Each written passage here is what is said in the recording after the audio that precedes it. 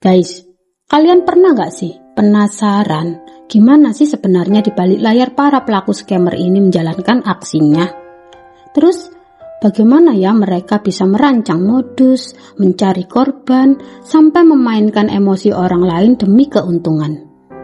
Nah, di video kali ini, aku, Ruth Fermiati, akan membahas dan menceritakan kembali kisah nyata dari balik layar dunia gelap itu. Semuanya itu ya guys akan aku rangkai dalam bentuk alur cerita yang utuh. Biar kalian tahu seperti apa sih langkah-langkah para sindikat ini bekerja dari dalam. Dan yang bikin cerita ini semakin menarik ya guys, kisah ini itu berasal langsung dari kesaksian seorang mantan asisten scammer internasional. Ia pernah terjebak di dalam lingkaran sindikat money laundry dan penipuan lintas negara. Tapi kini sudah bertaubat dan menjalani hidup sederhana bersama keluarganya. Assalamualaikum warahmatullahi wabarakatuh. Hai guys, apa kabar semuanya?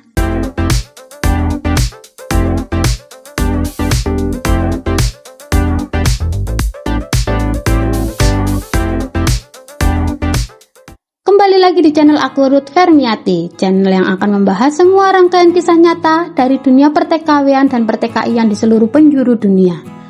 Kisah nyata dari kalian wajib untuk aku suarakan, karena suara kalian itu terlalu berharga untuk dibiarkan diam.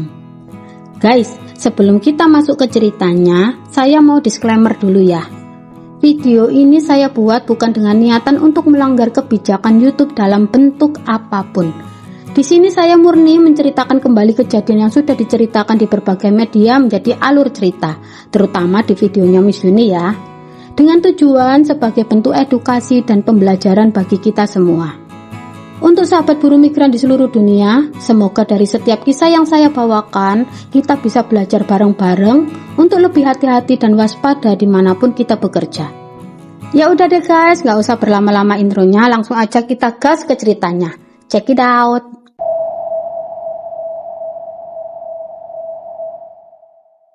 Pagi itu, Miss Yuni membuka live streaming seperti biasanya. Tanda bahwa sesi curhat mingguan telah dibuka. Dengan gaya khasnya yang tenang, kadang diselingi guyon ringan tapi tetap tegas, ia menyapa para followersnya satu persatu. Beberapa menit kemudian, masuklah penelpon yang akan menjadi narasumber malam itu. Dan demi menjaga privasi dan keamanan, kita kali ini memberi nama samaran untuk si narsum ini yaitu Bunga. Tanpa bertele-tele, Bunga langsung masuk ke inti masalahnya. Dengan suara berat, ia mengaku bahwa dirinya pernah menjadi asisten dari jaringan mafia internasional, pelaku sindikat scammer dan money laundry. Bos Bunga adalah seorang pria warga Afrika yang menjadi dalang utama jaringan penipuan lintas negara. Nah, seperti biasa kita samarkan lagi ya, nama bos ini kita pakai namanya Meyers. Meyers berhasil merekrut Bunga sebagai asisten. Peran Bunga utamanya adalah sebagai penterjemah dalam percakapan antara pelaku dan calon korban, terutama karena banyak korban yang tidak paham bahasa asing.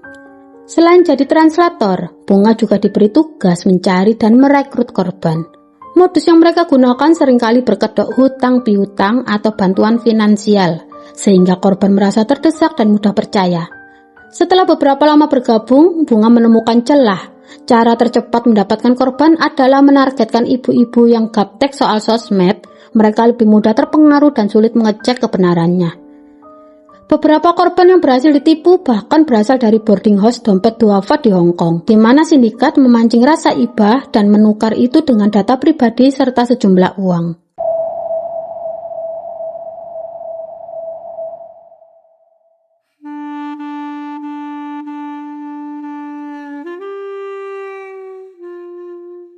Karena keterpaksaan dan tekanan dari bosnya Meyers, Bunga tetap melanjutkan pekerjaannya mencari korban.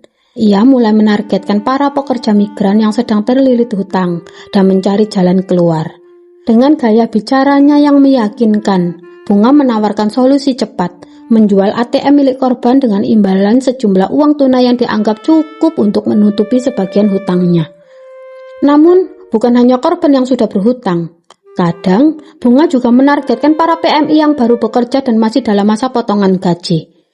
Karena situasi finansial mereka sulit, bahkan di antara mereka yang membutuhkan uang cepat, disitulah peran Bunga kembali dijalankan.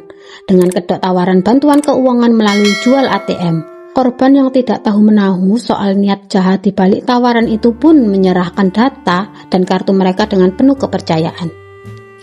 Bunga juga mulai memainkan eksploitasi mental terhadap para anak baru. Ada satu target yang baru saja off day pertama kali. Bunga mendekatinya dengan cara halus, mengajaknya jalan-jalan, mentraktir makan, bahkan ya guys mengajaknya berbelanja. Semuanya itu dilakukan agar si anak baru ini merasa nyaman dan mulai percaya pada si Bunga. Namun di balik kebaikan itu tersimpan niat lain. Ketika rasa tidak enak hati sudah tumbuh, Bunga meminta data pribadi milik anak baru tersebut dengan alasan untuk keperluan pembuatan ATM atau urusan administrasi. Karena merasa hutang budi itulah si anak baru pun sulit menolak permintaan itu. Tanpa menyadari bahwa data tersebut akan disalahgunakan untuk kepentingan sindikat. Bunga menceritakan kepada Miss Yuni bahwa ada satu momen dalam hidupnya yang membuat ia sangat menyesali semua perbuatannya. Yaitu ketika ia menipu sahabatnya sendiri, yaitu sahabat yang paling tulus dan selama ini selalu menolongnya. Kita samarkan namanya menjadi Cora ya. Suatu hari, Bunga menawari Cora sejumlah uang dengan imbalan menjual ATM miliknya.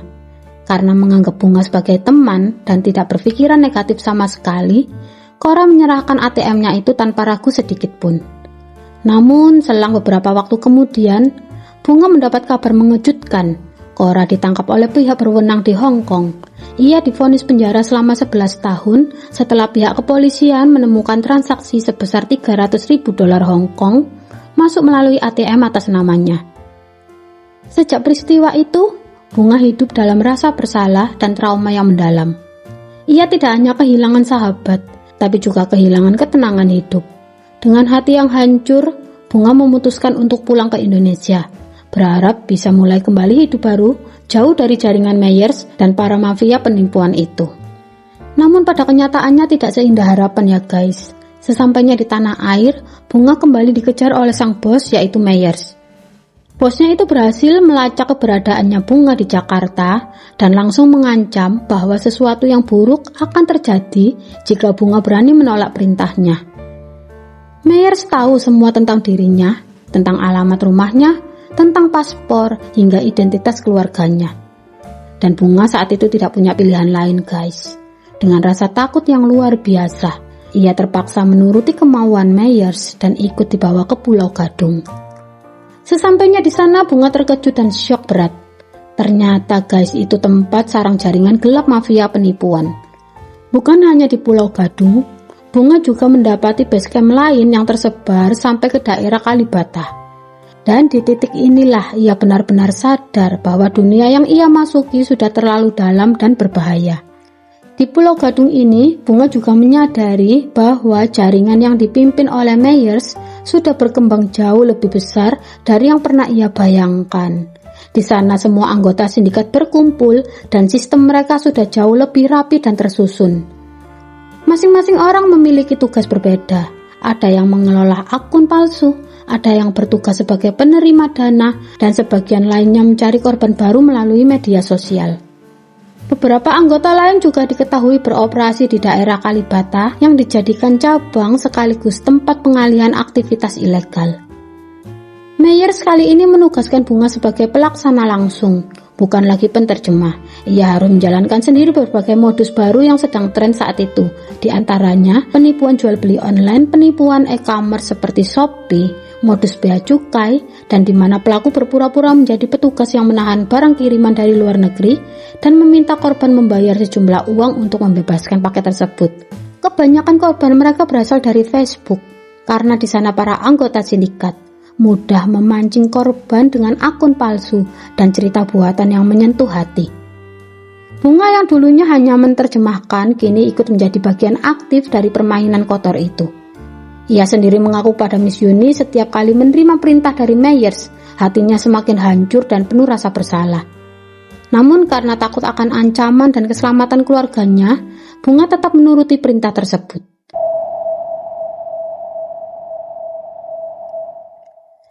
Hari-harinya diisi oleh ketakutan dan rasa bersalah yang terus menghantui. Di satu sisi, ia dipaksa melakukan hal-hal yang melanggar hukum. Di sisi lain, ia ingin berhenti tapi tidak tahu bagaimana caranya, hingga akhirnya suatu hari di tahun 2019, datanglah sebuah kejadian yang menjadi titik balik hidup Bunga. Kejadian yang akhirnya membuatnya bisa keluar dari jeratan sindikat Meyers untuk selamanya. Tahun 2019 menjadi tahun yang tidak akan pernah dilupakan oleh Bunga. Hari itu, ia menerima perintah langsung dari Meyers, ada transaksi besar dari seseorang di Makau yang menggunakan ATM atas nama Bunga. Tugasnya Bunga kali itu adalah mencairkan uang hasil transaksi tersebut dan menyerahkannya kembali kepada Meyers. Awalnya semuanya berjalan sesuai perintah. Namun, setelah uang itu diserahkan, Meyers menuduh Bunga mengambil sebagian uang. Tanpa bukti dan tanpa ampun, Meyers langsung murka. Bunga kemudian digeledah, disekap, dan semua barang pribadinya dirampas. Ia tidak bisa menghubungi siapapun, bahkan ponselnya pun disita. Disitulah Bunga benar-benar ketakutan, merasa hidupnya sudah di ujung jalan. Tapi dalam keputusasaan itu, Bunga memohon dengan suara bergetar agar diizinkan menelpon keluarganya. Meyers yang tidak menyadari rencana di balik permintaan itu, akhirnya mengizinkan. Saat telepon tersambung, Bunga berbicara dengan bahasa Indonesia, bahasa yang tidak dimengerti oleh Meyers.